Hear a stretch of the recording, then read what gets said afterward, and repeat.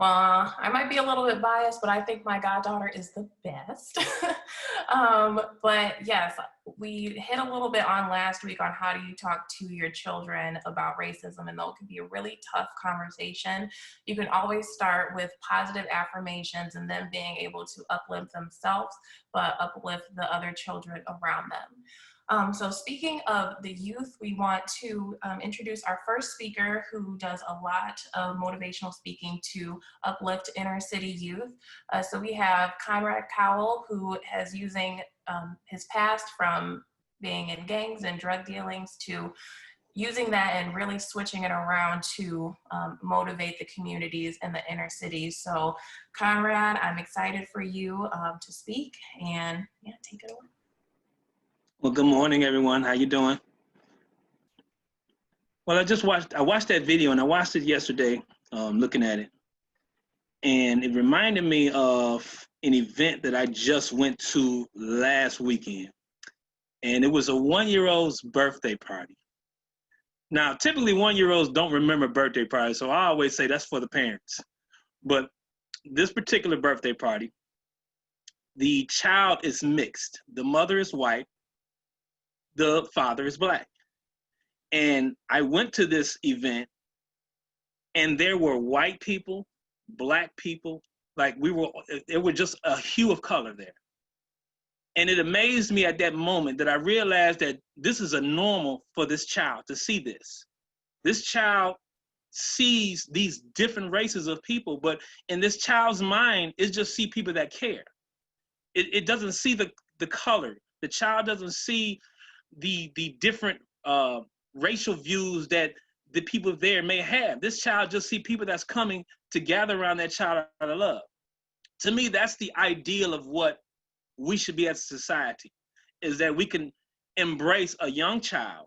And that's what that was. That was us embracing a young child and paying attention to that child's growth, that child's progress, and that child becoming an adult.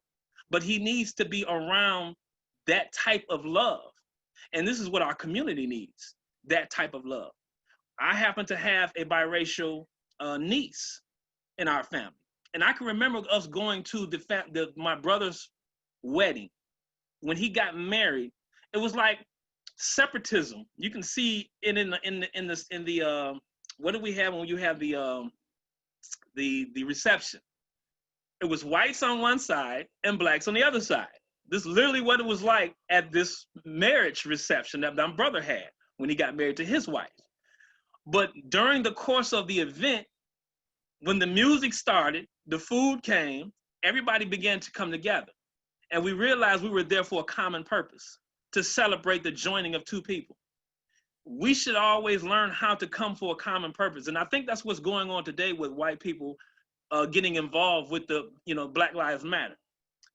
My one issue that I have with the Black Lives Matter, and it's a beautiful cause, I just don't want to see us getting to a place where we're coming together when we see racism with our police system. But we have a young man was just killed 2 days ago here in Detroit. There was another shooting in Grand Rapids last week. And the problem is we're looking at the police issues and not realizing that we're killing each other on a daily basis. Like, where is the uproar? Where we really need to stand up and say, it's not just police that's killing us, we're killing us. We need to step up with that same type of aggression, that same type of passion when a shooting just happened last night. We need to step up with that same type, let's get together, let's argue, let's try to make a change. But the minute an officer does it, and these are not everyday occurrences. They're sad occurrences, but they're not everyday occurrences. Everyday occurrences is us killing each other in these streets. This is when we need to really come together if we want to see real change. Let's not just come together because a white racist police officer or whatever did something to harm one of us. That's sad. Yes, it is. But it's even more sad when Junior just shot someone his own age, and we turn a blind eye to it and we don't argue like, oh, well, that's just what happens in our community. The same passion needs to be there. And that's the only way we really want. We can't just pick and choose the plight. We got to understand that this is a plight, period, of us dying. African-American young men are the highest rate of deaths amongst humans here in America through gun violence. This is a sad thing. This is what we need to uproar about. This is what we need to march about. Not just when an officer does it, but when we do it. That's the sad part about us as a community.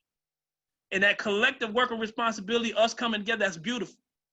But we need to know how to come together, when to come together, and not pick and choose moments to come together. So that's my issue with this whole thing. I would love to see more passion. I was just as passionate when I heard about the shooting as I was when I heard about Floyd getting strangled. And it's sad that we tend to forget that because we've been so desensitized by it. We've been so numb to it to where it's not even a reaction anymore when it happens, when we read it, when we look at the news. For most people, it's not even a reaction anymore because you're so used to it. We're so used to this type of violence to where when we do see something that's kind of outlandish with an officer doing it, it gets our attention. But the fact that it goes on repeatedly should get our attention even more. So this is one of the reasons why when I moved here from Grand Rapids, when I moved to Grand Rapids from Detroit, which are really where I was from, and this was after I've been incarcerated for almost 30 years. I got out, I began to do work for Detroit in the city. I worked with city council members, worked with police officers, moved here to Grand Rapids with my pastor, Pastor Gary Hankins of Resurrection Fellowship Church. Amazing man of God. And what inspired me about him is that he's very family-oriented, community-oriented, and he learns how to step up in all situations that needs that attention. And for me, that was impressive. I seen the work that he was doing. And I've been under him for going on 14 years now. And he's been one of the most inspirational people in my life. And he gives me that drive to want to see change. He challenges me. And we need more people like that in the community who challenges you to your best, to see your potential and learn how to nurture it.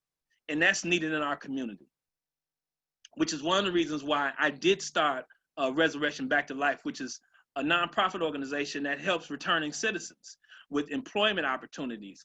And I'm transitioning into housing because I see that's a need here also in Grand Rapids, to have good housing for returning citizens.